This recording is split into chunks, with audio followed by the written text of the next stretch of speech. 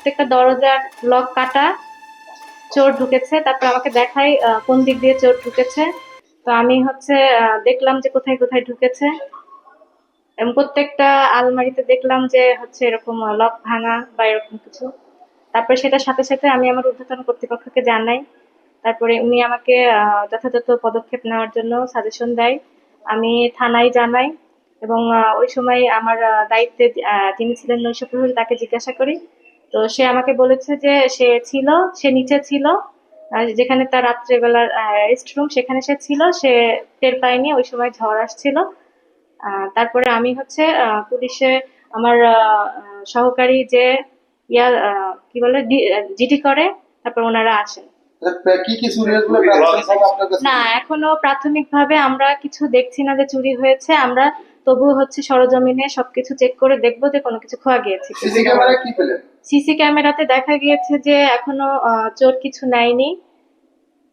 আশা করা যায় আমরা দ্রুত এর সমাধান পাবো। 8:30টার দিকে আমরা অফিসে প্রবেশ করি। সেই হিসাবে আমরা এসে দেখছি যে আমাদের সাব রেজিস্ট্রি অফিসের গ্রিল কাটা, এবং ভিতরে লোক মনে হয় লোক ঢুকে এখানে বিভিন্ন রুমের তালা ভেঙেছে। তা আমাদের মনে হয় যেন এরা চুরির উদ্দেশ্যে অথবা কাগজপত্রের উদ্দেশ্যে তারা এই অপ্রীতিকর ঘটনা ঘটিয়েছে। যে সাব রেজিস্ট্রি অফিস এবং ভূমি অফিসের গ্রিল কেটে চোরেরা চুরি করার জন্য প্রবেশ করেছিল। এই সংবাদের ভিত্তিতে আমি সহ অফিসার ইনচার্জ মহোদয় আমরা আসছিলাম এখানে।